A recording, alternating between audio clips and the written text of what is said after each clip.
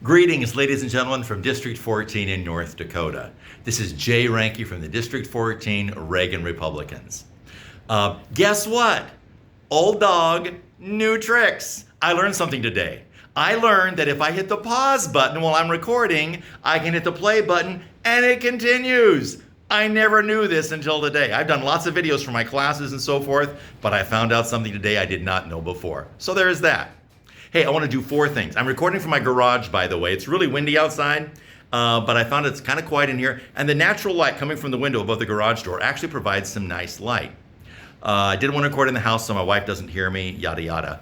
But that's why I'm in my garage. Don't look around me because it's not very clean.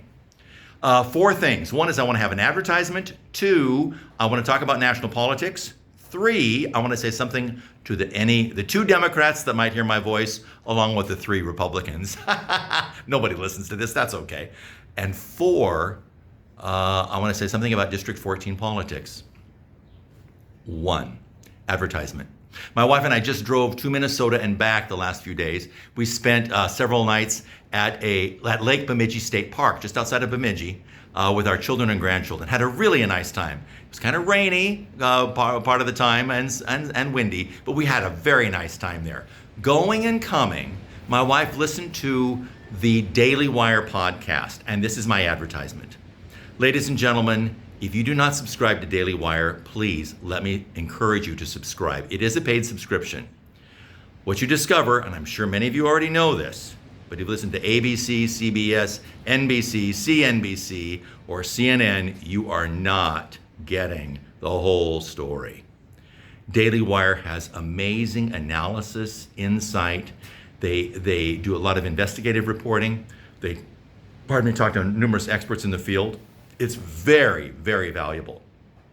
So please let me encourage you to use Daily Wire as a source of information for yourself.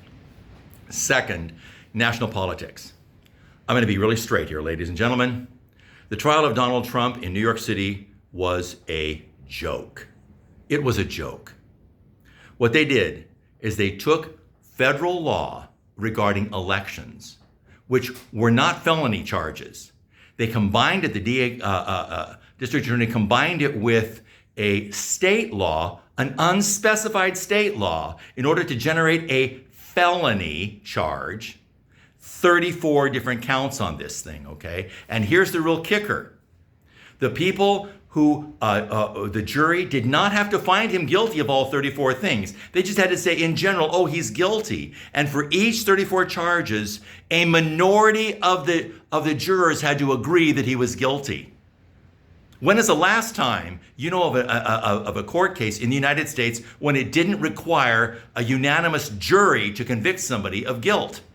That's what happened to Donald Trump. Now, I've got some issues with Donald Trump. He's not as pro-life as I'd like. I think he sometimes does things in a way that invites criticism. Nevertheless, what happened in New York City was a travesty of justice, and we cannot let it stand. It's interesting that even CNN, one of the CNN legal analysts, and CNN is no friend of Donald Trump, said he's never before seen anybody do a hodgepodge charge like this, taking part of this charge and part of that charge to come up with this, and then to do what the man did with it, what the judge said to do with the jury, not a unanimous jury. He criticized, CNN criticized this court process in the New York Magazine. It's unbelievable what's going on here. And President Biden calls people who criticize this, his terms were dangerous, reckless, and irresponsible. I'm saying that a jury needs to be unanimous in charging, in finding somebody guilty. That is not reckless, that is not dangerous, and that's not irresponsible. For the President of the United States to say that I'm being irresponsible when I ask for that, that's nonsense. And so here's my 3rd thing. To any Democrats that may hear me, ladies and gentlemen, it is time to leave the Democrat Party. It's just time. What the national politics, what President Biden is doing is destroying almost every institution there is. Chief of all, the family. He wants to replace intact families, fathers, mothers, children, with his rainbow coalition of whatever subjective idea people have about who they are, their identity, and make whatever people want it to be into a family. That is utter nonsense. And it's time, ladies and gentlemen, to stand up if you're a Democrat and say, I want to envision the life my grandparents had for me, that my parents worked for, that I want for my children and grandchildren. Ladies and gentlemen, it's crazy. It's time to leave the Democrat Party. Item 4, District 14 politics. You know that I'm here to support Jerry Klein, Robin Weisz, and John Nelson. When I have talked to leaders in the Republican Party, in the district, and I've said, what specifically do you disagree with these gentlemen? Do you know what have you talked to them? When did you talk to them? Never once has anybody ever explained how they've actually sat down, man to man, face to face, and talked to these people. When I ask, they say, well, they got a bad report card.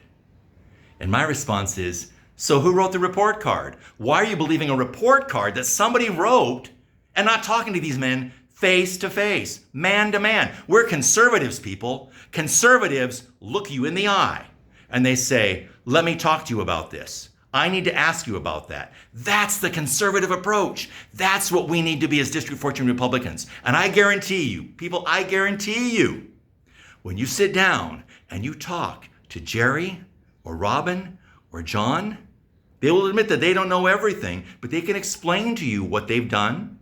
They'll seek resources to help explain other things, and they'll give you a picture that I didn't even know existed. They have insights in terms of what goes on in the state. Very, very helpful. They're not dodging questions, but they are explaining that sometimes what looks like a very simple question has all sorts of implications around it that we all need to take into account. These men are eyeball to eyeball, face to face conservatives. They will respect you when you sit down and talk to them. I guarantee it. I want you to make the discovery I have made. These men have earned my respect. And when you talk to them like a conservative, man to man, face to face, you will be impressed. They will earn your respect. Thank you, goodbye, and God bless.